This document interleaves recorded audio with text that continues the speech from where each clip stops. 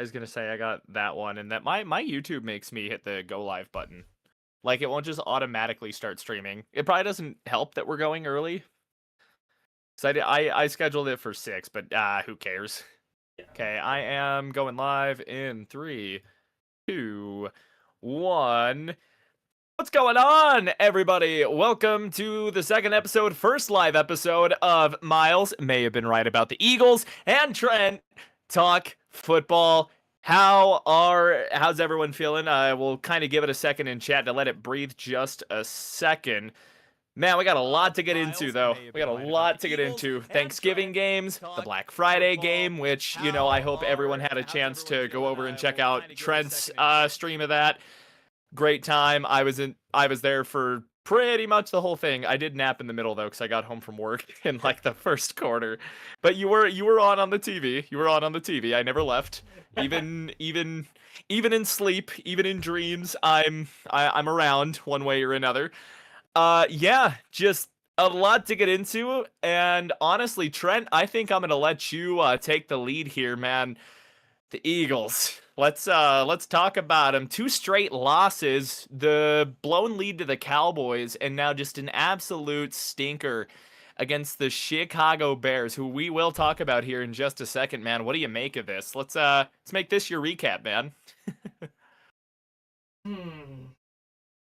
I mean, when you have an offense that can't do anything, have a quarterback who, in my opinion, can't lift a team.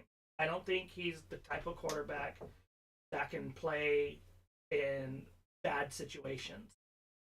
The Eagles situation with Kevin Patullo is bad. You see Tulo's so bad. you could see quarterbacks like probably a Dan Marino. You could see quarterbacks like Tom Brady, Joe Burrow, Josh Allen, Lamar Jackson. Those guys can play in when their offense isn't running the best. Jalen Hurts needs a running game, play offense. Kevin Patullo has no running game. The defense let 200 yards from 2 running backs and just I don't know. And then I got Ice Bucket by myself because of it. Oh no. Oh no. Yeah, you did make that bet. Oh man. So there is something from the game that I noticed, like very, very specifically, man. This Eagles run defense, like that defensive line, that front seven is supposed to be just the live and die for the Philadelphia Eagles. 281 rushing yards. You've got 2 running backs that go over 100 on you, both damn near, 150. You had Monungai go for 130, and then DeAndre Swift going for 125. Both of them score touchdowns in this game, which do end up being the difference there. What was it? Just an off day? Was it something the Bears were doing in particular? Just from everything I kind of gathered, I mean, just it was not the Eagles' day, especially on run defense. Bears have the number 2 run offense for one, True. and 2, when you can't score and you can't sustain drives, the defense is going to suffer. The Eagles for 4 games, I'm going to say for 4 games have not been able to sustain drives, and you really see what's happening with this defense. It's affecting the defense because they're out on the field all the time. It's I think it just goes back to the offense playing bad and the defense puts their hands up in the air. As I was gonna say, from my end, and not even touching on the Eagles here, we're gonna talk about the Broncos here. I'm gonna bring some bad memories for myself up, but that is really how it felt. Kinda, looking back on really that 2016 season after the Broncos got to 8-4.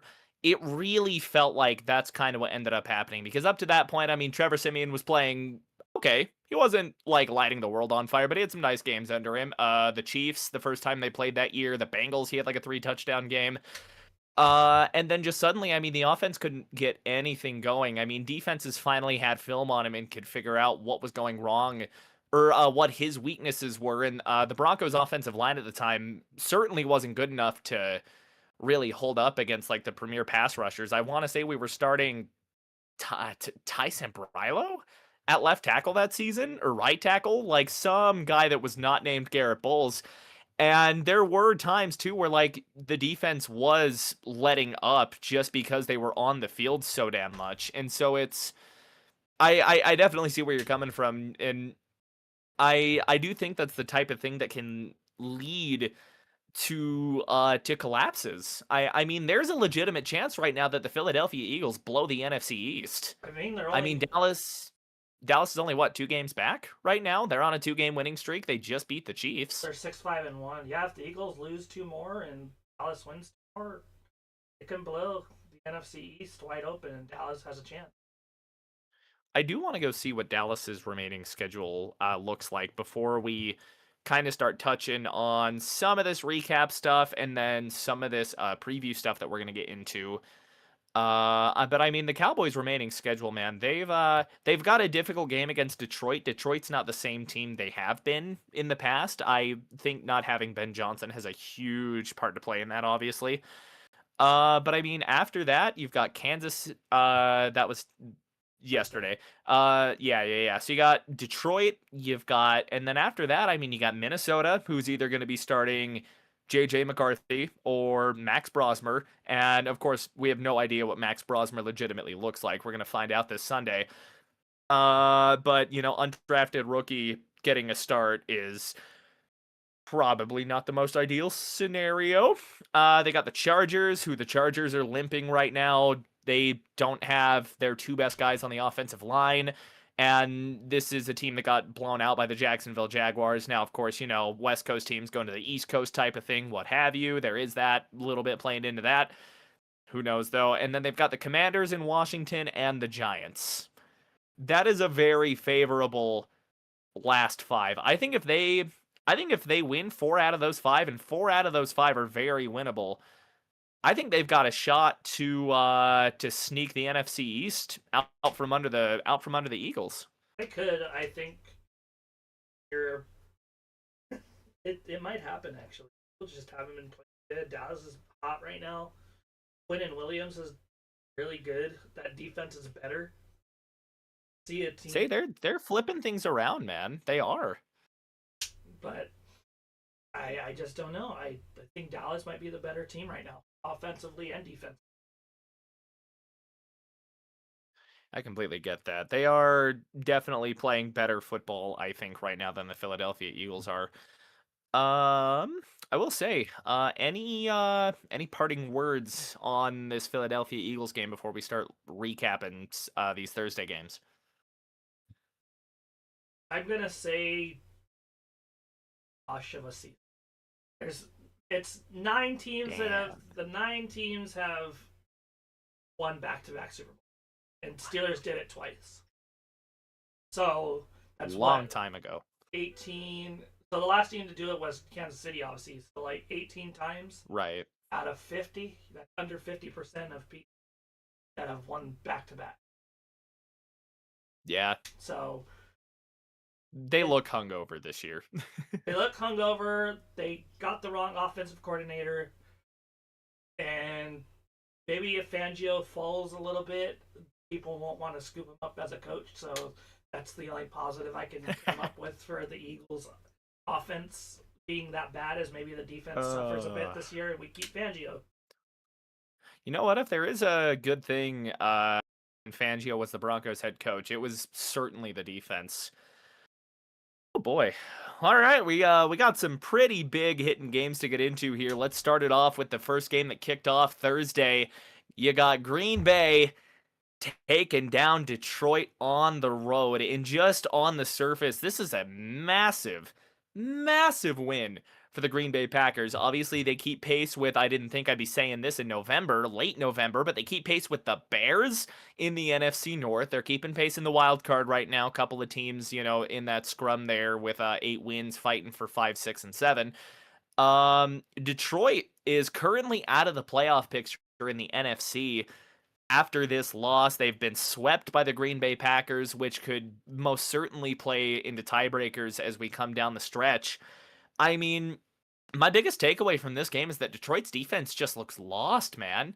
I don't know how many guys they may or may not be without, but either way, I mean, not having Aaron Glenn, you can really tell it's affecting Detroit right now, man. They're just not playing great. No, Detroit's defense looks really bad, but and I heard Frank Ragnow's coming out of retirement. I believe their offensive line Yes, was he's banged up. Maybe yeah. he adds something to that offensive line. Going Ragnar down was a pretty good center. he was good. He just was injured towards the end of his career, and see what happens. Green Bay, Parsons had 2 sacks, I believe, or a few. I only got to watch the last. I'm gonna pull that number up. 2.5 was the number for him, Half. and his pressures were off of the charts too. That was another thing too. Jared Goff was under fire Oh yeah. all game long. You lose Amon-Ra St. Brown. The game's a lot closer than people remember, I think. It's 31-24. You have Amon-Ra St. Brown. Yeah, one score game. I think they have a better shot. Defensively, I think they're down a few starters. I think they're down like Branch and Yeah. everyone. But yeah, Packers are looking good. They're getting hot at the right time. We'll see if Jordan Love Absolutely. keeps up the consistency instead of playing inconsistent football like he usually does. But pretty good. No, I absolutely agree. Well, in Green Bay, they were running the ball really well too. They didn't do it much, but well, I say they didn't do it much. Jacobs got 17 carries. He goes for 4.9 a pop for 83 yards. Bo Melton only got 2 carries. He got 15 yards out of it. Emmanuel Wilson, they were just giving a bunch of guys carries. Jordan Love scrambled when he had to. Didn't do much with the ball, to be fair, but he had a 5-yard scramble. I think the rest of his attempts could be kneel downs. What I do want to talk about though is that Detroit receiving core though, because I mean JMO goes 7 for 144 and a touchdown. Without looking at Google, can you tell me, or maybe you've already got it pulled up, Tom Kennedy, a guy that had 1 catch last year or something like that, was the second leading receiver, and it really, really goes to show you right now, without Amon-Ra St. Brown, how limited this Detroit offense is. I mean, their run game just got shut down, man. Jahmyr Gibbs coming off a 200-yard game, 20 for 68, no touchdowns. David Montgomery can't get anything going. Jared Goff has a random 24-yard scramble, which was cool. I did see that one live, and I love when slow quarterbacks just get on the horse and are like, all right, fuck it, I'll do it myself. Yeah. That's my favorite thing. The amount of time I've spent watching Peyton Manning rushing highlights is unhealthy. Yeah, that nice Just little. because I think it's so funny when slow quarterbacks run for like stupid big gains. Yeah, there was that one early in his career against the Bills where that was like like a 38-yard scramble or something, or like 40 off a naked bootleg. Yeah, he was a statue back there for the most part of his career. Well, the crazy part is he ran a 4.840. Well, that's not bad. It's not great, but it's not bad. That's what Mahomes ran. Really? Mahomes ran a 4.8. So did Peyton. So he could have been more of a scrambling quarterback if he wanted. I think certainly for the era though, it just wasn't happening. Like if you could run really fast and throw the ball at least halfway decent, you were a unicorn back then. I mean, Randall Cunningham back then, you would know a lot about Randall Cunningham, even into the 2000s with like Michael Vick and Donovan McNabb. They just didn't know. Like those were the only 2 guys. Yeah, they had no clue.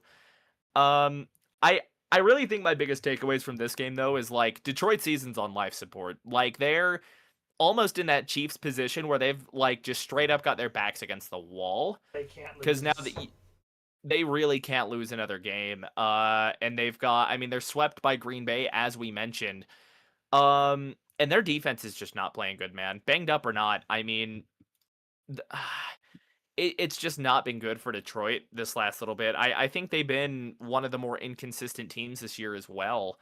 I think the loss of Ben Johnson is definitely hurting him, but I also think Dan Campbell, in his aggression, is hurting them quite a bit as well. Oh yeah. Just because I mean they're 0 for a lot of their last 4th down attempts, and it's not been great for him. I mean if Detroit ends up on the outside looking in the playoffs this year, there's gonna be a lot of self-reflection in this offseason. As a Yeah, Colts fan, Peyton was goated. Ender popping in. How we doing tonight, you Ender?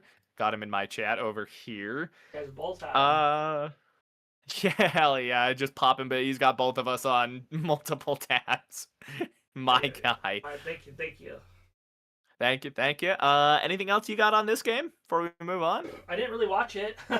I wasn't able to. I was at work. Oh, that's right. So not really anything except for Green Bay's defense looks a lot better. Looks like they're starting to Absolutely. really come together. Absolutely.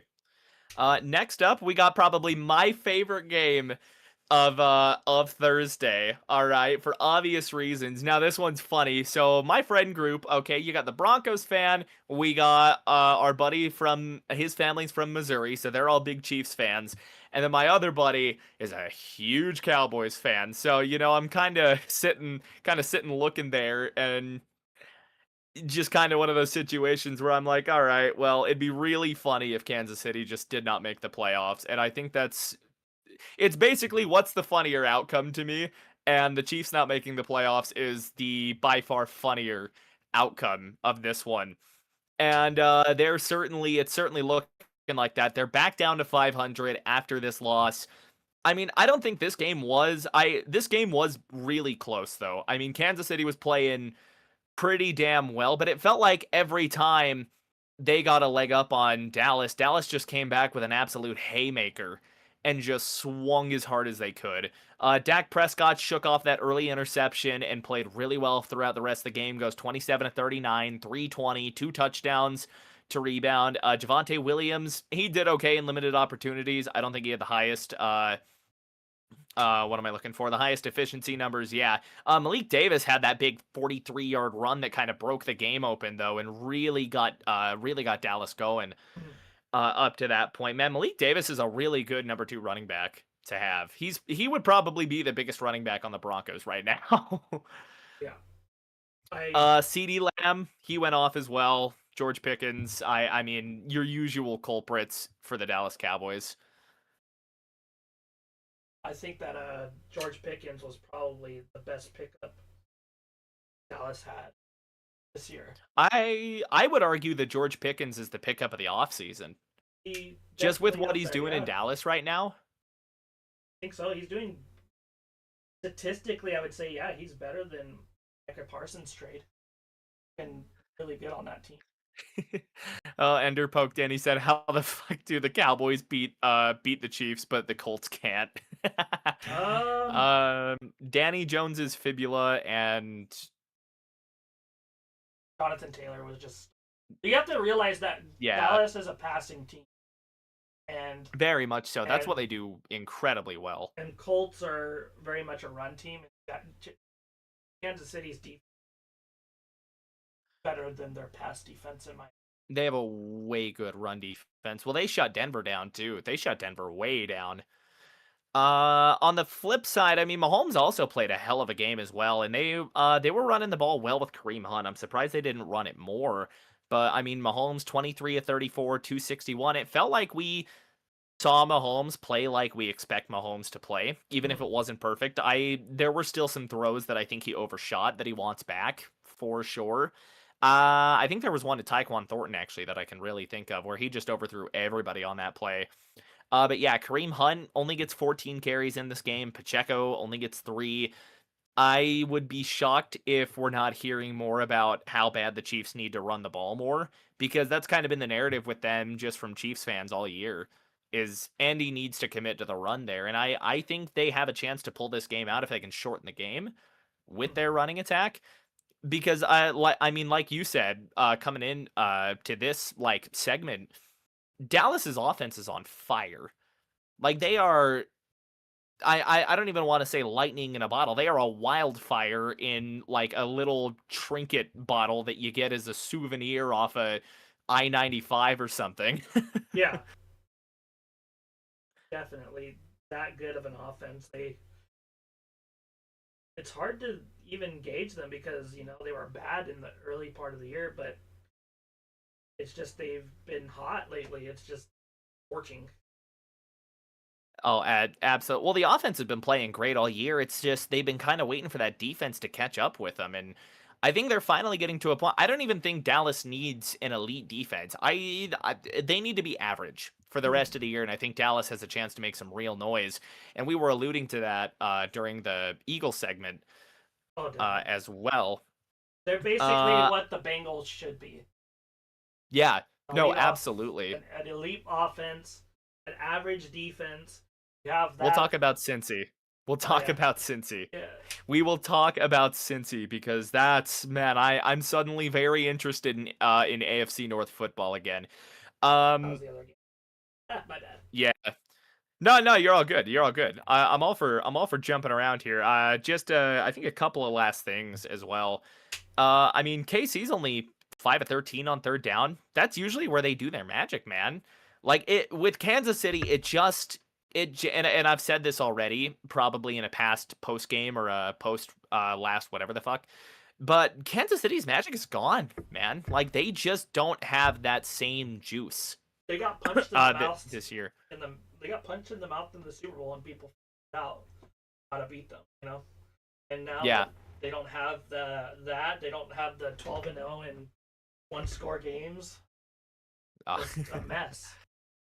I will say as well too. I really do think the Eagles put the I think Tampa did it first, Mhm. but I think the Eagles repeated it, and I think people or I think the league finally listened after the Eagles essentially repeated what Tampa Bay did to Mahomes, and it's pretty much been wraps. I mean, we really did see every team has more or less played them the same. I mean, it's pretty much tight man to man, win with 4 at the line, and you can shut down this Kansas City offense. Oh, Maybe not definitely. fully shut down because they still have good playmakers, but you can certainly limit them.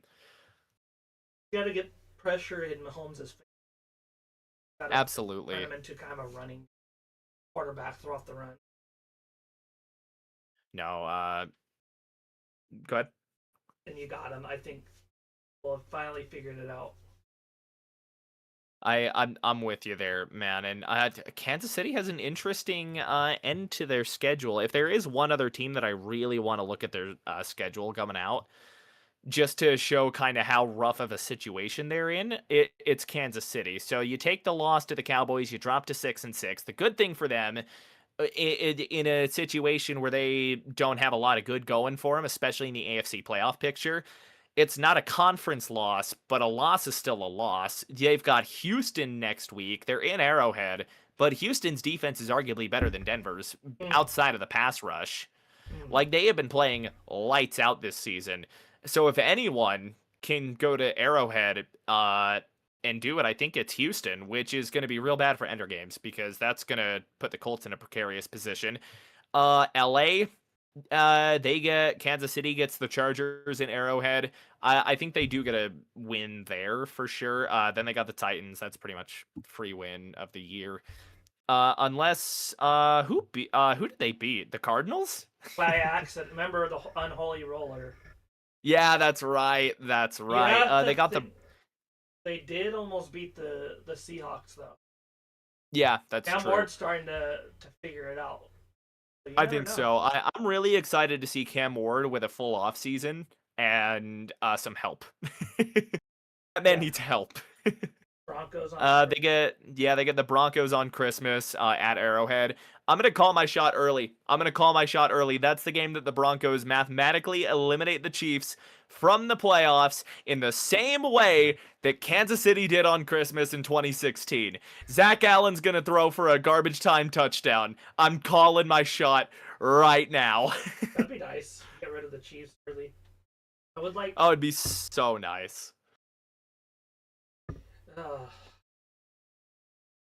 but you never know.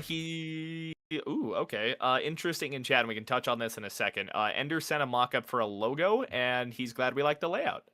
Mm-hmm. Huge shout to Ender Games. We love Ender Games around here. Look up for the crushing it, the MTTF logo. Yeah, Oh, yeah. okay, cool. I will probably pull that up after this because unfortunately, if I exit out of here, it's gonna completely break everything going on in the layout. Yeah, you gotta figure it. We'll look at it. Or I guess I could pull it up on my phone and have no problems. Hmm. We'll get there. We'll get there. We'll make that the end of the stream. We'll do the live logo reaction sort of thing. Last Thanksgiving game that we got to recap here, and this was probably the shocker of the weekend because I had Baltimore winning this thing. Cincinnati kind of blowing the doors off of the Ravens, 32-14. I don't think anybody had that on their bingo card, man. I didn't. I thought Burrow did look rusty, but certainly, I mean, he looked better than Lamar has since he's come back. Oh, definitely. Been sad for the Ravens because the Ravens were really good, and then they've just wet the bed in the past couple months. It just didn't start out hot, and it.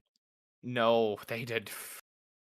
Buddy, they started in like an industrial freezer running on like dry ice. And then you got Likely fumbling at the 1 yard line. You got Lamar getting strip sacked a couple of times. That pass that got batted that got picked off when they were driving into the Cincinnati red zone. Like, a lot of miscues for the Ravens. Yeah, that one too. Like, man, Baltimore's in a not the roughest spot, and I think they have a pretty favorable schedule coming up. But suddenly, the AFC North is really interesting. I mean, I think Pittsburgh's basically guaranteed to win 9 games, and that's it. And we'll get to them later. Baltimore they're kind of in the same boat as the Chiefs. They just don't have the same juice, and it's less the Ravens as a whole, and on that offense, more Lamar. I mean, Lamar just has not looked like the same. I mean, Houdini level elite, not just quarterback, but athlete this year. And you can tell that he's still playing hurt. Like, he's still not scrambling as much, even if he scrambled more in this game. But Lamar's just not doing Lamar things. And I expected Burrow to come out rustier than he did. And I mean, both quarterbacks barely completed half of their passes. Both of them were 2 incompletions away from being at 50%. But Joe Burrow was just I mean, Joe was doing what he wanted when he was completing the ball, man. I mean, 24 of 46 for 261, 2 touchdowns. That's a hell of a return. He only takes 1 sack in the game by some miracle or something. Chase Brown running pretty well. Yeah, Chase Brown played well. Samaje Perine didn't run super well, but he was just kind of the battering ram for like, Chase needs a break. All right, go break a leg, Samaje. Yeah. Former Denver Bronco as well, Samaje Perine. He was really good with us for that year, or like a good like third down back for us. I remember that year. I mean, in the absence of T. Higgins, man, Jamar Chase steps up 7 for 110. And then there's everybody else that's got 35 yards or less. Andre Yoshivas, though, caught that 29-yard touchdown. Not a guy that gets a lot of snaps. To me, he's almost like, and of course, I've got the Bronco parallel, almost kind of like Jordan Taylor was for us a couple of years, or like a decade ago, or a guy like Andre Caldwell was a decade ago for us. Just that guy that you rotate in that every now and again will sneak like a cool touchdown or something. Like, you love to see that kind of stuff. Tinsley had a couple of grabs as well, and then defensively, man, that's the big story right now for the Bengals is their defense, man. Now, granted, they still gave up 346 yards. We're not gonna put that down, but they hold the Ravens, dude, 3 for 10 on third down, 1 for 2 on fourth down. They sack Lamar 3 times. They force a pick. They force 4 fumbles, and they recover them all, I think. I mean, it was just stupid how opportunistic, really, and that's not a word we've used about the Cincinnati defense in forever, but just how opportunistic this unit was. Now, my concern about the Bengals, and I think what could handicap them if they don't fix it, and granted, again, it is Joe Burrow's first game back, so I'll give that a little bit of leniency, but you got to find a way to be better than 1 for 6 in the red zone. On the bright side, Money McPherson was 6 for 6 on field goals. That's good.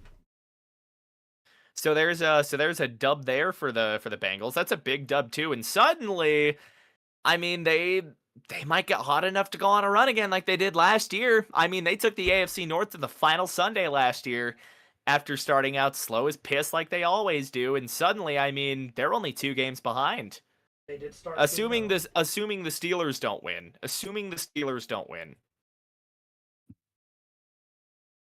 Schedule. Who do the Bengals? I was gonna say, and Bengals we will touch on the Steelers here in a little bit as well. Don't look now, but Cincinnati is suddenly only 2 to 2.5 games back of the division, man. That's They looked dead in the water a few weeks ago. oh, they absolutely did. Cincinnati was throwing out Jake Browning and Joe Flacco at quarterback. I'd rather have Flacco than Browning any day of the week, twice on Sunday. Ender popping in again. He says Ravens seemed allergic to keeping the ball and might be biased, but I think the Colts were the best Baltimore team. Yeah. Maybe. They have Yeah. maybe more championships. We're talking like NFL championships. Baltimore. Yeah, no, that's fair. And Ooh, they- I don't know if it's something tripping up on my end, but you are very glitchy looking, not gonna lie. Same on my end. Are we both bugging out? Probably. We'll just have to keep it moving. Or yeah, or something. You're just you're gonna be green on my side, and I'm gonna be here. Maybe technical difficulties. Oh, you're back. We're good. Okay. We're so back. We're so back. Yeah, let's keep this thing rolling though. Cincinnati only 2 games back of the North. Here's our first preview. We're starting previews now. And I mean just the absolute potential best game ever that the NFL has ever conceived. It's the Saints, and obviously I'm being sarcastic, going into Miami to play the Dolphins. 2-9 New Orleans, gonna throw out Tyler Shucks, see what they got there. While the Miami Dolphins are trying to revive their season a little bit, trying to do their own Bengals impression. A win would put them back at 5-7, and not necessarily. I mean, the way the AFC is shaping out right now, man, let's go pull up the playoff picture, but the way the AFC is shaping up right now, some of those teams that are in lower wildcard spots starting to fall off a little bit, and they're starting to open some windows for some of these teams that are kind of lagging behind a little bit. And we were talking about one earlier, of course, in Kansas City. Houston's just barely out of the picture right now. Mhm. But and we'll get to the Bills here. We'll get to the Bills here in a second. But Miami's only they're 3 games back right now. Buffalo's not playing their best football at the moment. But I mean, suddenly also the Steelers are back at the top of the AFC North with the Ravens loss. So we'll see. They play Buffalo. We'll get to that game here in a little bit. But suddenly, I mean, there's a window for some of these teams. Dolphins, it would be 5-7 with a win in this game, and I do think they win this game. I don't think the Saints are going to Miami and winning. I just don't think they have it. Like, Kellen Moore's got them playing really, really hard this year, but I mean, at this point, I just don't think they have the personnel, and you can tell they're in a rebuild. Oh, definitely. Whereas the Dolphins, you know, they're just kind of trying to hang on here. I really don't know what's going to come of Mike McDaniel. Me personally, I think you give McDaniels one more chance with a new quarterback. I would do That's that. me. You also have to look at like preseason. All their corners got injured. Yeah, a that lot too. of corners got out for the season. Hello, Fire Goddess, Lord Zed, how you doing? Thank you all. The for Eagles are coming. coming for him. The Eagles Ender are- Game said the Eagles are coming for you in my chat. Oh yeah, because you're all green and blocky, or you were all green and blocky. They're consuming him. They heard his comments during the game. They're consuming him. I was nice. I was nice to them. That was nice. Nice enough. I don't really. It's hard for me to like be too upset during. Yeah. Football. At the end of the day, it's just a game. Let's see. I mean, I'm choosing the Dolphins here. If I do have like one caveat though for that, it's that Tua Tagovailoa has been really, really weird. Like, not even weirdly, he's been really inconsistent this year. Obviously, no Tyreek Hill with the horrific injury to his knee. Obviously, I do certainly still think Miami gets this one. There's a chance that at the very least McDaniel saves his job and buys himself a little bit of time with a new quarterback because I don't think there's any way Tua is a Miami Dolphin next year. unless he like. I think he's been playing okay the last few, right? Miami's front office is. That's also fair. I just think the Dolphins have hit their ceiling with Tua, and I think they're coming down from that hard. I've still got the Dolphins though in this game. I'm gonna take 24-17. Feels fair enough.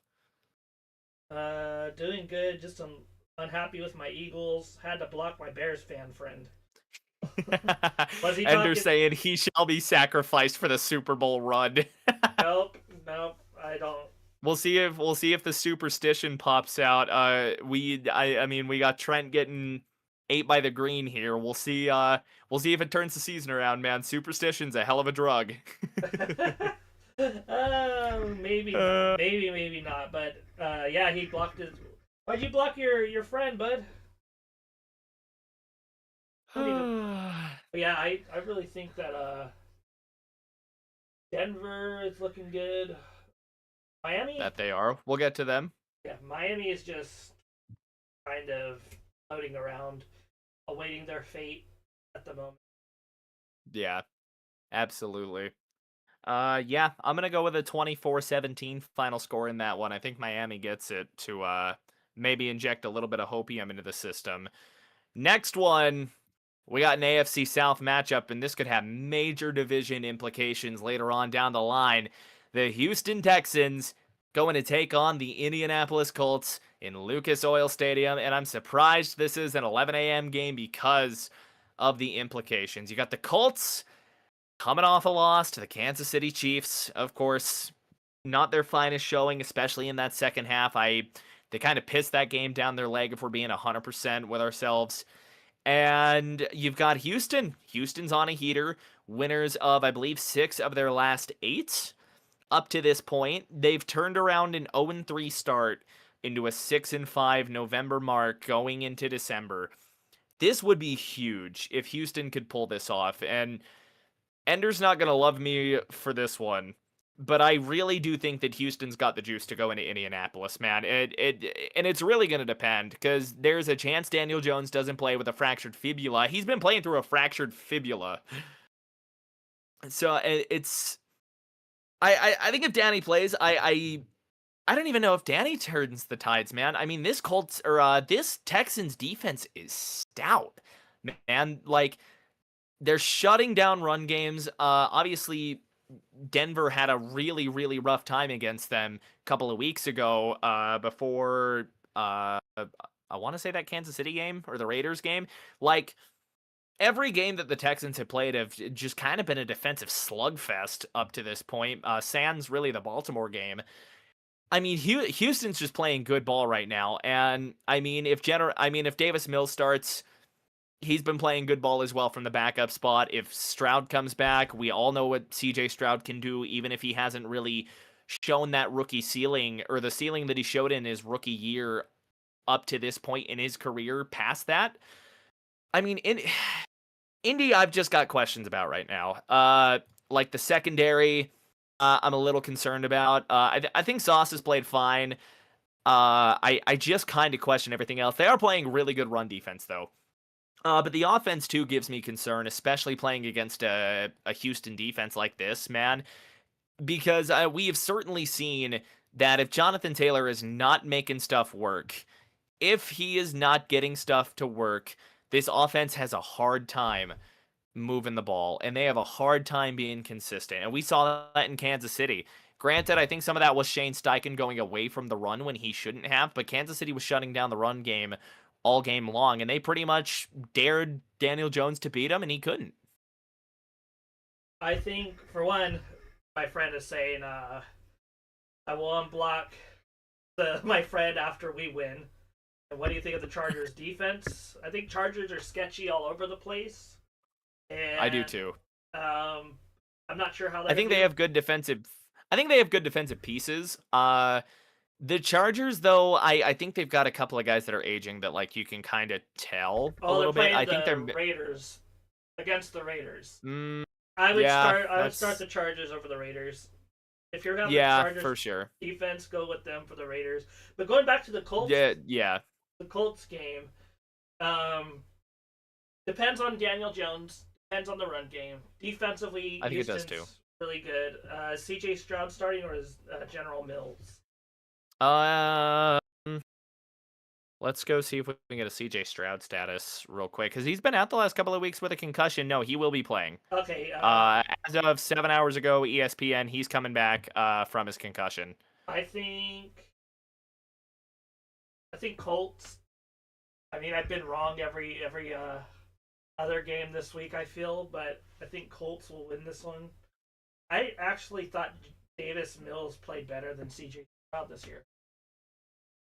I I think he has to. I think part of that, though, like to throw a little nuance in the conversation, I really think a lot of the early issues with CJ Stroud was that offensive line, and I think that's kind of, I don't want to call it a dead horse that's been beat. I do think that Houston O-line has been playing better as of late, a little bit. I think since that Denver game, they've been playing better. I would like to see CJ Stroud playing behind these guys because I don't think Davis Mills is getting plunked a bunch. And something that you don't get with Davis Mills is that running upside that CJ Stroud has. That's true. I mean, Mills is, he's not a gazelle, probably more of a giraffe, like a baby giraffe.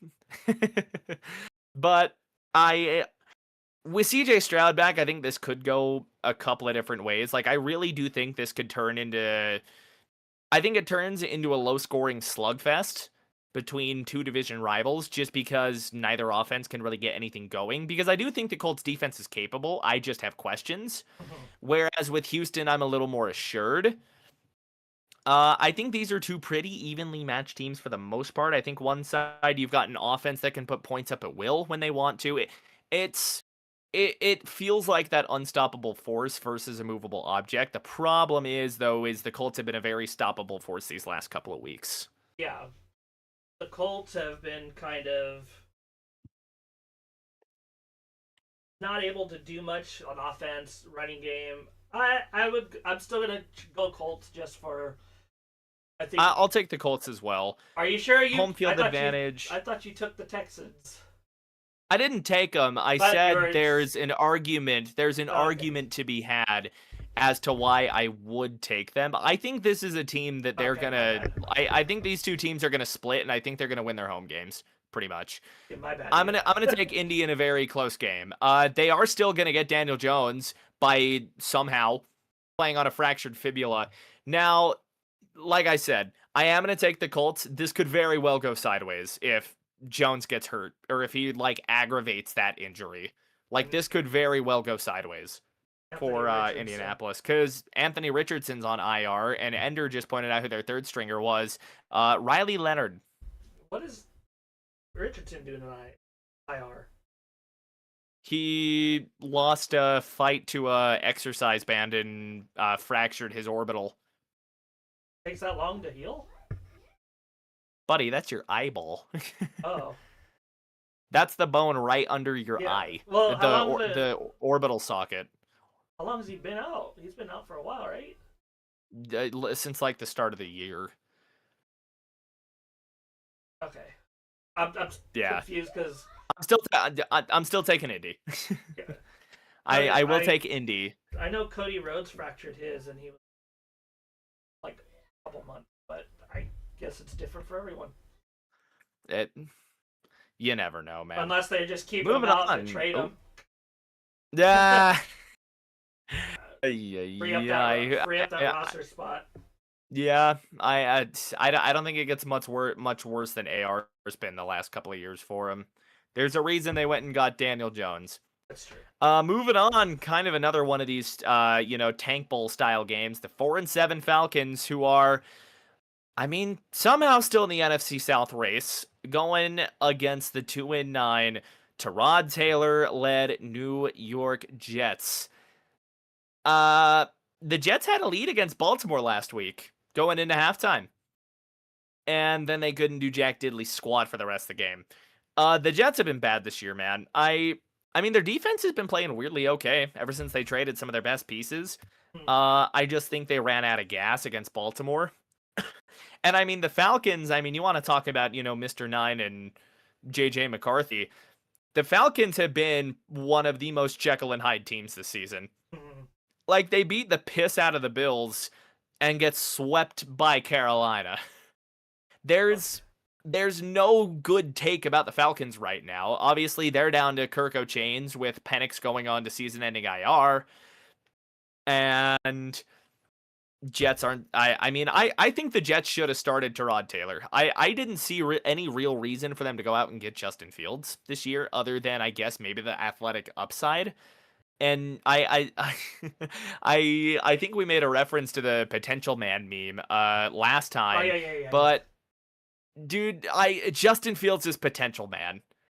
If there is one guy that is the potential, you should make that an award. The potential man the award. the the potential man award. The if he has this or if brother just play better. That I agree. I'll probably do that. But I think the Jets win this one. Honestly, I'm taking the Jets. We're gonna disagree on this one. I'm taking Atlanta. I think Atlanta's got the pass rush to get it done, and I think if there's a game for their defense, which has kind of been hemorrhaging lately, if there's a game for that Atlanta defense to rebound, it is against a hapless Jets offense, man. I mean, Tyrod Taylor, you can definitely tell now that he was drafted in 2012 up to this point. Mm-hmm. He's not playing the worst, obviously, but it the Joe Flacco argument. It's just the old guy. I'm gonna pick the Falcons, and then he's gonna go out and win the Icy Hot Award. So I really just am doing it for no other reason than I would like to see the Jets win.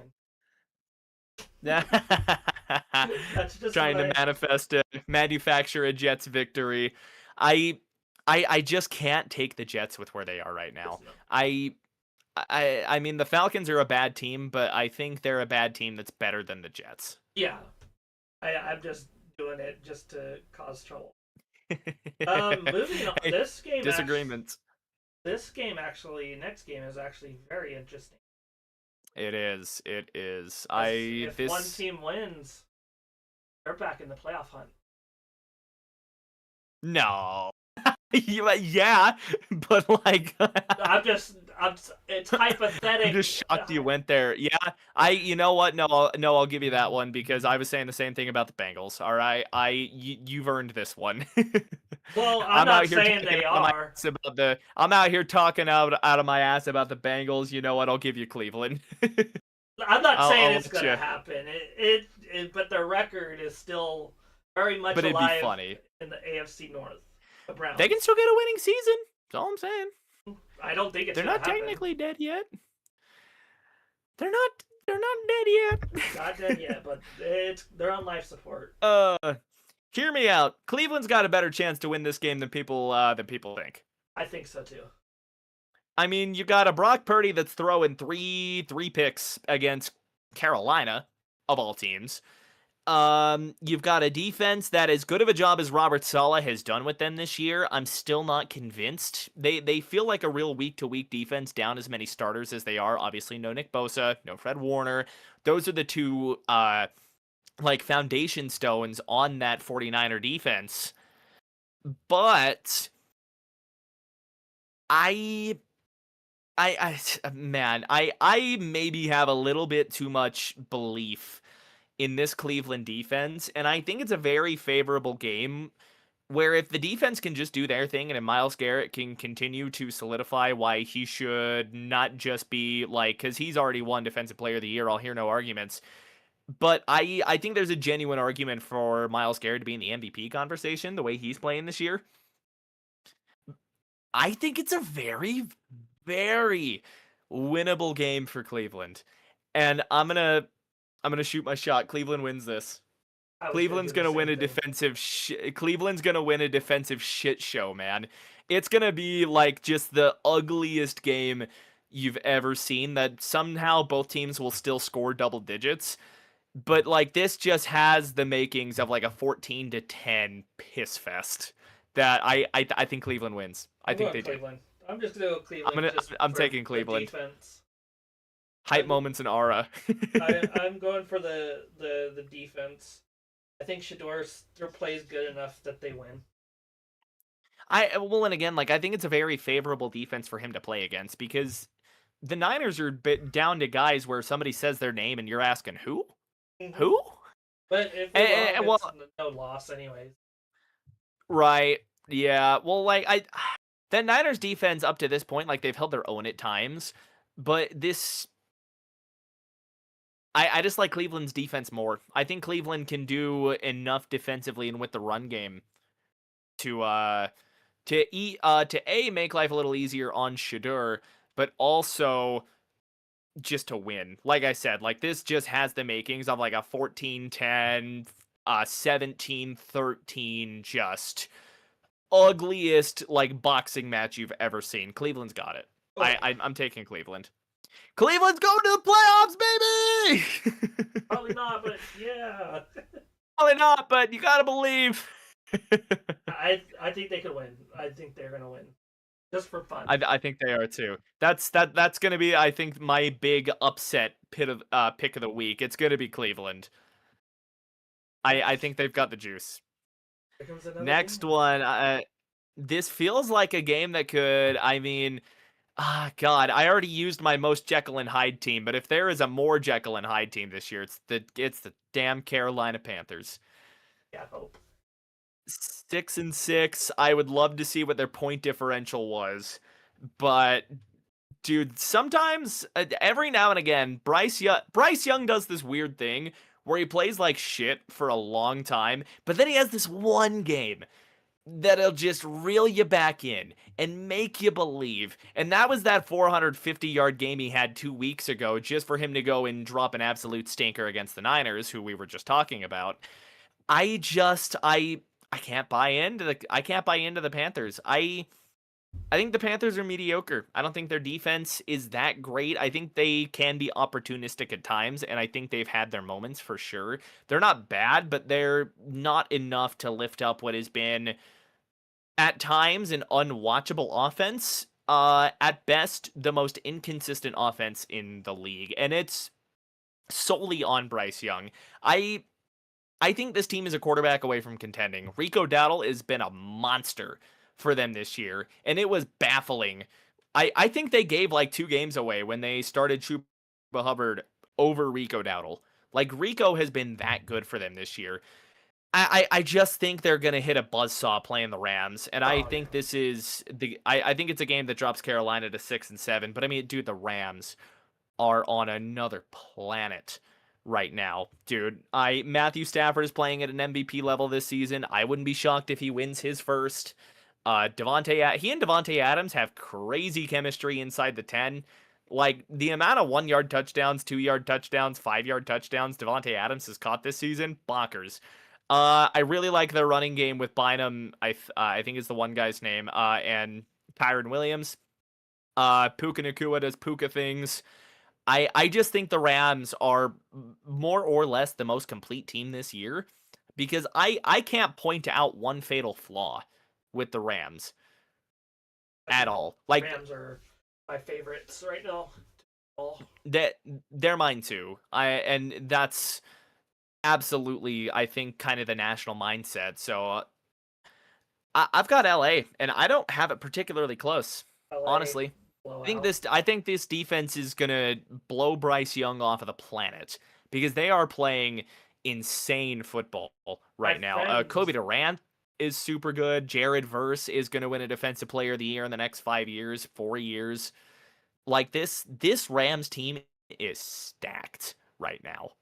my friend Zed. I'm interested to see if Rams get sacks this week. They haven't been getting many late. This might be the game they get sacks. Oh, I think it is too. Ender Games, I think he was touching on that Browns and Niners game, saying got the makings of a Jake Paul boxing match. Could be. I haven't seen very many of Absolutely. those. Me neither. I had to remember who Jake Paul was for a minute, if that is any indication. Yeah. But yeah, I've absolutely got the Rams. I've got the Rams in like a 33-10 is the kind of game this feels like it could turn into. I think it's going to be ugly for the Panthers, unfortunately. I think this is going to be the game that reminds the Panthers why they're probably not going to the playoffs. Probably. This might be the end for them. It certainly well could be. Because and another big problem too in that case is it's a conference loss. You're already 2 games back on the wild card. They still in the division with Baker maybe being. Yeah, that's true. That is true. And we'll get to that here in just a minute. I feel like this next one is kind of a game we might be able to skim over a little bit, just because. And obviously we'll do our due diligence, but I don't think we got to spend too long on this one. Jags Titans in Tennessee, 1-10 Titans team that is somehow still mathematically in the playoffs. I think maybe not. Maybe they're technically not eliminated yet. Neither are the Jets. Yeah, we've I think I don't think it's a bold take to say the Jags are winning this game. I'm gonna take the other team. That's for my You're brother. taking the Titans. I'm gonna That take it fair for enough. my Fair brother. enough. And I saw the way Cam Ward's been playing the last game. That's fair. Cam has been playing better for sure. And As good as Cam is playing, I just don't think he has the help. No, he all. doesn't. But I also think that Trevor Lawrence might be playing Titans next. True. I don't know. He already had his play for the other team game, and Trevor Lawrence feels like 1 week he's great, the next week shit, the next week mid, the next week bad, and then he'll have this crazy great game. It's almost like Bryce Young light, where it's like his lows aren't nearly as low, but and his highs are pretty high, but he still has that just up and down, up and down, up and down. I just don't have faith that Tennessee can win any of these games. Like we said, they won that Cardinals game by accident. It wasn't even. And as inconsistent as the Jaguars have been this season, man, I think the Titans are going to play them tough, but I think the Titans are just undermanned. I really do think they are. And Jacksonville's going to hang on to their spot in the playoffs for sure. I think they come out on top of this one. Probably a little closer than I think people are going to want to think. Like I'm thinking 24-21, 24-20 type of game. I'm going to go Titans just for my brother. Throw it out there. I respect it. I respect it. We'll clip some of these predictions here, and those can be the shorts here. Because I mean that's what gets the views, obviously. So, moving on, I think we might finally be out of the morning window. No, we're not. No, we're not. So many morning games, man. You got Arizona going to Tampa, and I do want to see what Baker's status is. Baker's out, I think. If Baker's, yeah, that's not a bad take. Their defense has been playing like garbage. Everything's been played. No way. According to the Bucks, he's on track to start, which is crazy. Don't do that to him. Another. Wow. It's going to be like, what was it, the 2019 Browns? Yeah, where they just threw him out to the wind after that. Yeah. Wow. I did not think Baker was going to play. With how bad that injury looked, I didn't think there was any way Baker plays immediately after. I'm willing to take Tampa Bay. I don't think it's going to be a pretty game though. No. This might be a wait and see game for the defense. Zed, I think if they do well against Arizona, start them against the same 14, but they're not a good defense. Yeah. If Baker's playing, I have faith in Baker to do something. I do too. But yeah, I think Baker takes some stress off of the run game too. Is Bucky back finally? I don't know if Bucky's back, but I think Sean Tucker's been doing a good enough job in his place. Granted, you still need Bucky Irving back, but I think Sean Tucker's been doing an okay enough job. Bucky Irving, my God. He's playing. Deemed questionable, should play. Should play.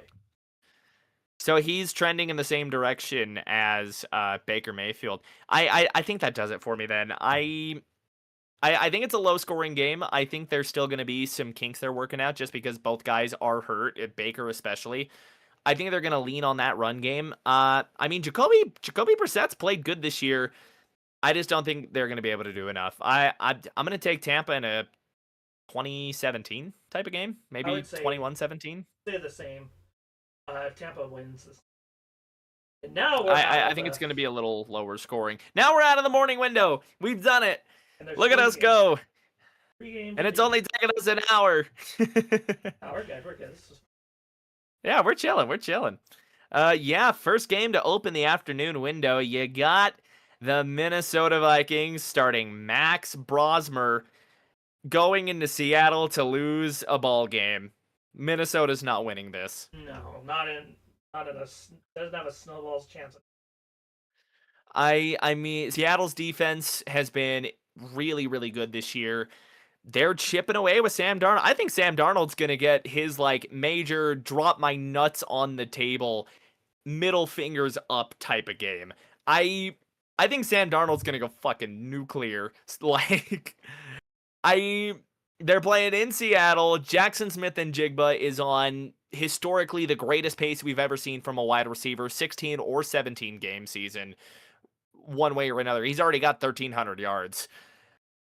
If you're a fantasy owner, if you're a fantasy owner and you have JSN and you're listening to my stream or you're listening to Trent's stream or watching, start JSN.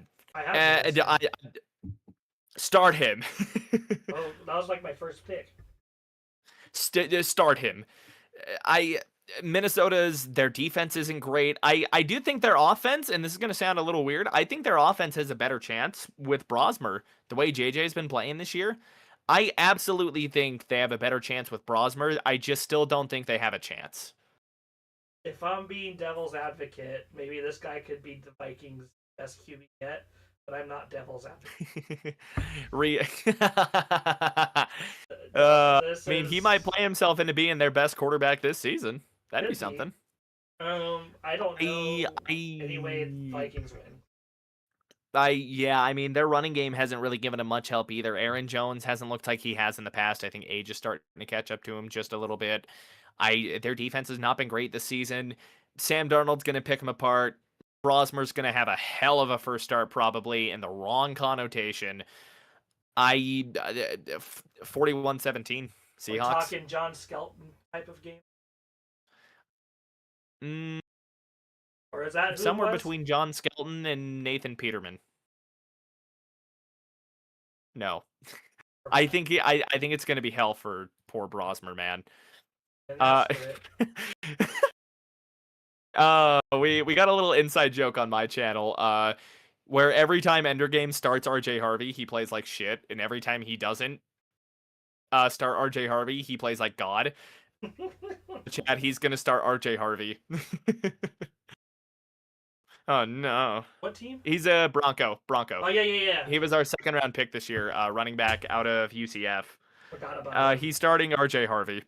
Go for it. This better go good. Hey, Ender, I listen, whatever, slipstreams are carrying reality, they better merge, and RJ Harvey better put up 50 fantasy points.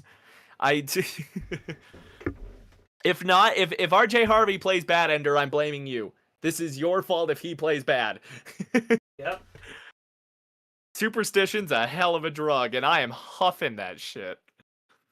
Next game we got up here though. This is second to last afternoon window. It'll kick off with an AFC West roundup that we'll get to here in a minute. You got the Steelers and you got the Bills, two teams that aren't playing their best football. And I fear for Buffalo that this is a type of game, or that this is a team that can upset them, just like a lot of teams have. Now, I do wonder if Aaron Rodgers is coming back, because he had the wrist thing that he didn't play last week. Mason Rudolph was okay. No, they're saying he's going. All systems go, according to Mike Tomlin. So Rodgers will be playing in this game. Buffalo's defense, I've got more questions about them than I do the Colts secondary, because the Bills defense have been bad. And we've seen this year, it's kind of the same situation that it was before they got Stephon Diggs, I feel like, where if Josh Allen isn't going if Josh Allen's not turning on creative mode and going fucking ham, they lose. Like, Josh Allen has to play like God to win games. And that's the problem, because now the Bills are finding themselves leaning back into where they're too Josh Allen dependent. They're not running the ball as much as they should be, because James Cook is a monster. James Cook is so good. I think he's one of the more underrated backs in the league, and I think he gets underrated because Buffalo just doesn't use him. I think Steelers might win this one. I do too. I think there's a legitimate shot that at Acrisure, it's never going to be Acrisure to me. It's Heinz Field. Let's be honest. I ah I really don't know who to take in this one because like I think both defenses are shaky. I don't love either offense. It's like movable object versus stoppable force on both sides. It's just gonna be who wants it more.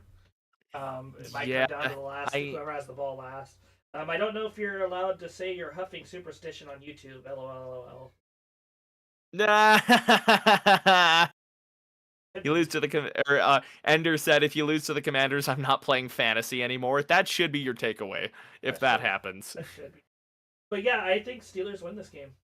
I don't want to say it, but I think Bills are running out of gas. I'm gonna disagree with you on this one. I think Josh Allen's got I think Josh Allen's got a little bit left right now. Even if he doesn't have the help that he really needs, Josh Allen can still go ballistic. And the Steelers defense is still starting Kyle Duggar. Oh, okay, never mind then. Bills. Bills. I think Buffalo wins. This is a 28-24 type game to me. 24-20. Yeah. I think both teams like will be able to move the ball. I just think Buffalo can do more with it when it comes down to it. And it's just because Josh Allen lifts that ceiling so much higher than Aaron Rodgers does. Aaron Rodgers is like peak game manager this year, to be honest. Like he's been okay. His arm is falling off at this point, and his other arm is now also falling off. But he's not been awful for them. Now that Chargers game was awful, I will say that. Yeah. But I can't give up on Buffalo yet. I've given up on Kansas City. I'm not giving up on Buffalo yet. It's a tough call. I'm just gonna enjoy the matchup and see what happens. I think. Absolutely. I don't know if I'm gonna have to call. No, we gotta pick. Gotta pick. I'm picking Buffalo. I'm going Buffalo. I'll go Steelers for just to be devil's advocate. just for the disagreement. Just for the disagreement. I'll go Steelers. I like it. These are going to be banger shorts, I'll tell you that much. We got the final game of the afternoon window. It's a Raiders-Chargers matchup in Los Angeles. Chargers. Unless the Raiders. I mean, unless Max Crosby has like 7 sacks and 5 forced fumbles, I just don't think the Raiders have a snowball's chance in hell. Because on that defense, it's Max Crosby and who else? And I'm talking team-wide. I mean, like, you fired your offensive coordinator. Maybe that's going to help the offense out a little bit. I think the Chargers have too many pieces for the Raiders to be able to overcome. It's an AFC West game. Like, I think it's still going to be competitive. I just, on the road, playing the way they are, with a quarterback turning over the ball as much as Geno Smith is, with an offensive line that's not blocking for not Max Crosby, for Ashton Genty, like shit the way they have been. I just have no faith that the Raiders have any sort of punch. I think the Chargers are basically gonna like baby tap them, and the Raiders are just gonna fall over. I don't know if it's a blowout, but I think the Raiders are gonna get in their way too much. The Raiders can get the number 1 pick this year. True. I'm going 27-17 Chargers. Something like that. A little bit close, maybe like a 21. Just because it's a divisional. Yeah, that's fair. Maybe like 14-17 would be more likely. I'll give you 27-20. Best case scenario for the Raiders. All right, we are just about to wrap some of this up. We got 2 games left to talk about. If you haven't liked the stream already, please do so. Helps me out in the algorithm. Helps Trent out in the algorithm if you're watching on his end. His stream as well. I think yours is probably doing a little better than mine. Happy for you. It's the same show. We're having a great time here. I do enjoy getting to do these with you, man. I'm glad we finally managed to stamp down a day and do this. I know. I'm sorry. So much has gone on. No, dude, it happens. I was pretty swamped myself, to be completely honest, this week. All right, let's get to my matchup. I finally get to talk about the Broncos playing a football game for the first time in 2 weeks. Oh, yeah. They have their bye week. Yeah, week 12 bye week. They're going on the road to take on the 3-8 Commanders with Marcus Mariota at quarterback. The Denver Broncos are more or less the reason that Marcus Mariota is not a Tennessee Titan. Really? Yeah, they got Mariota benched for Ryan Tannehill. And Um, the Titans went on that crazy run with Ryan Tannehill. I mean, Marcus Mariota just doesn't really play good games against the Broncos anyways.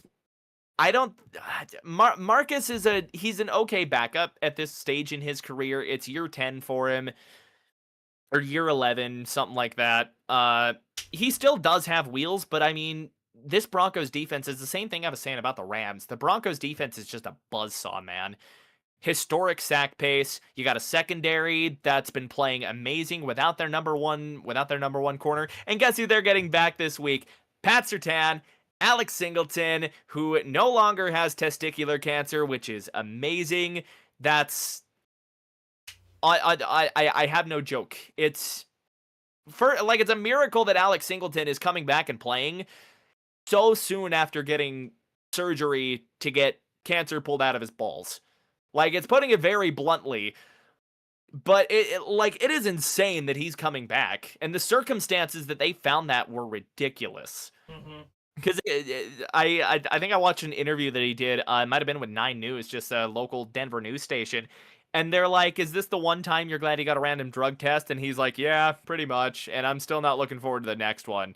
So, no, Broncos are getting are getting 2 of their cornerstones back on defense. Of course, you know, we've all had our things to say about Singleton. Singleton's not great in coverage. He's a really good tackler for the most part, though. He's good in the run game. I think you rotate him in because I think right now the Broncos are kind of humming with Justin Stranad and Dre Greenlaw there in the middle.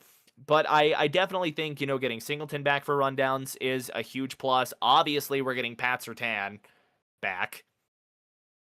And I think the offense, they had the short week to kind of fix what was going on offensively from a Bo Nix perspective. Now that they've had the bye week to get that figured out, I think Bo's going to look even better than he did against Kansas City. And I think this run game looks a little better, especially against a Washington defense that's not great. It's a unit that overachieved last year, and they've got a lot of old guys on their defense. I mean, they're starting Bobby Wagner at middle linebacker this year. I mean, the Broncos have been weird this year, but they beat up on the teams they're supposed to beat up on. I've got 35-14. Maybe being a little bit of a homer here, but I see the vision. Broncos are going to get to 10 wins, reclaim the 1 seed in the AFC, and they're going to do it in style. I think Broncos win 28-17. Alex Singleton, my friend said, will do more with 1 testicle than any of us could do with 3. True. Very true. And Commanders have no chance with Mariota. Mariota's not playing good. I don't even know if they're going to get Terry McLaurin back, and even if they are, it's going to be Pat Surtain on him all game. And, you know, Surtain does this really funny thing where he just shuts down a half of the field. Yeah, they are going to have Terry McLaurin back. They're not going to get Noah Brown, though. It's going to be Terry. It's going to be Terry on Pat Surtain all game. And Pat Surtain's had like 5 weeks or 4 or 5 weeks of total recovery. He's not letting Terry do shit. No. We got Bok Choy. I got him in my stream as well. He's a regular over on my side. Broncos aren't weird. We in a good spot. No, we're in a good spot. They've just been a weird team to watch this season. Yeah. Believe in our offense. I've got 300 Broncos ML. It's GG. Yeah, true. And then I've got Ender 2 touchdown Hoosiers. He's watching IU and Purdue. So Windiana keeping it up here. Yeah. Their offense staying hot. Windiana, love to see that for him. But yeah, Broncos are winning this game. Oh, definitely. Last one. Giants at 2-10, probably the most fun 2-10 team ever. And the Pats, who are the AFC's number 1 seed at 10-2 as it stands. I got a half game up on the Broncos. I believe a full game or a game and a half up on the Colts. Yes. It's going to be close. I think it is, guy. I think the Giants have a real chance to upset them. I don't think they do. I've got the Pats, but I mean the Pats have played some close games against some not great teams. They took the Bengals to the kind of the final seconds. That was only a one possession game, like 6 points. I could. I see a world where the Giants pull an upset. I don't think this one is the world, but I do see like a 28-24 game just for no conceivable reason other than the Giants have been chaotically bad but fun to watch this year. There's They're the fun kind of bad. there's a chance to win. Patriots have been playing a lot of bad teams.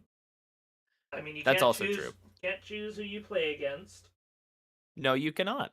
but there's a world where Jameis Winston does win this game randomly. I mean, the Giants are too. I mean, the Pats' Achilles heel historically. Eli Manning's got 2 rings thanks to Tom Brady. So Mm-hmm. I'm going. I'm Pats. almost talking myself into taking the Giants, I, especially with that pass rush against a banged up Pats O line. I've already had. I'm enough talking of myself bets. into it. Already had. I'm enough. talking myself into it. Go for it.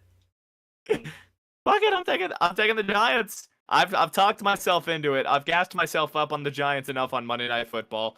I'm gonna take the Giants for no other reason than they're the Pats' Achilles heel ever or always, and they're the fun kind of bad. Dart might be starting this game actually. Is Dart starting this game?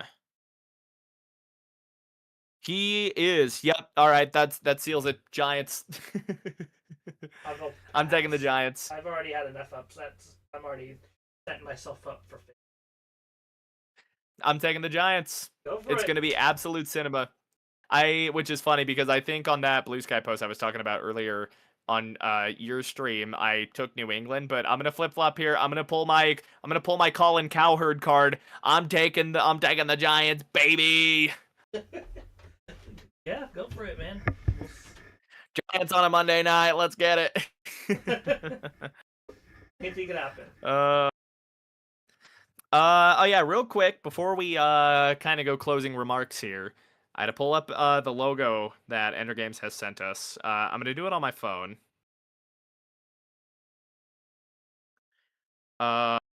Bro, this man cooked. This man cooked. I can put it to the. Are you pulling it up on your monitor? On Discord? Yeah, it's he. I don't know if he sent it to you personally. I can send it to you personally, actually. Eagles on meltdown mode. Like, yeah, probably true. IXM4. Yeah, probably. I think that's what's gonna happen. Let me find RDM. He's gonna get the live reaction he absolutely wants here, and he deserves it. This guy has done some outstanding work for us, for this show, for me. Yeah, I sent that logo to you. Dude, this thing is sick. I'm so serious right now. This is why I pay you, Ender. This is why I pay money for good graphic work. This looks so good, man. Oh, that looks good. I think that would go perfect. I think that would go perfect just right between us, like up at the top, just between our names. Yeah, not able to show it because I'm capturing my. But right, and that's where I am as well. That is so good. That looks really. That looks so good, Ender. This is why I pay him money. Mashup of our logo, absolutely, and it's the best of both worlds. I mean, do remember you. There's a reason I pay a graphics guy. My buddy is a. There's a reason. Sorry. What's up? I have someone commenting. He asked me if I remembered him. I'm like, yes, I remember you from my post or my short. You saying that the Eagles did bad against Dallas. I remember that. What's up, man? Hope you're doing well. I gotta go watch that Ice Bucket. Did you do a short? Oh yeah. Of it? Yeah. I gotta go watch that after the stream here. What do you got coming out here in the next little bit, next couple of days? Anything? Maybe an Eagles recap. If Dumpster Fire. Dumpster Fire is like Tuesday. Eagles recap. Hopefully, I'll do it. I'll have to do it. I just gotta get rest up and then do it tonight. Get it out tomorrow. I gotcha. So we've And got obviously on so Sunday, of course, we're gonna be doing the live Broncos play-by-play. I like to think I'm the best play-by-play guy on YouTube, so if anyone in your audience wants to come give me a chance on that one, or if you're just clicking into my stream and you want to put that to the test, or you're just already subscribed, check that out. We'll be starting that at about 6:10 p.m. Just like 10 minutes before kickoff, do all my pregame stuff, that sort of thing. And then we'll have the postgame coming right after that. Probably going to be same stream just to save me a little bit of time because I work early in the mornings on Monday. But yeah, both of us are on our own quest for 200 subs. I think you're about what, 25 away? I am 45 away. Yeah. Yeah. Close. Yeah. So if you're watching my stuff, I've left his channel, Trent's channel, in the description. I believe he's done the same for me. So if you're watching on Trent, you like listening to me yap as well, come check me out. I'd appreciate it. Yeah, I think with that being said, though, you got anything else you got? Just one of my subscribers said, I hope you guys should beat the Chargers next week. We'll see. Eagles can't beat Dallas, can't beat the Bears, can't beat anybody, but yeah, go like Miles' stream. He's pretty cool dude. He'll be doing the Broncos on Sunday night. Pretty cool guy. Glad we were able to do this live this time, and yeah, that's... Yeah, this will be the format going forward, by the way. We're going to be doing these live. Yeah, on Fridays, probably, right? Yeah, Friday would be ideal, because I think we get ample recap a little bit, and then some of the preview stuff as well. Yeah. Because we'll get like Thursday night football recap and then all that fun stuff. And obviously the schedule's going to get thrown out the door with Christmas now, but we'll make it work. We'll make it work.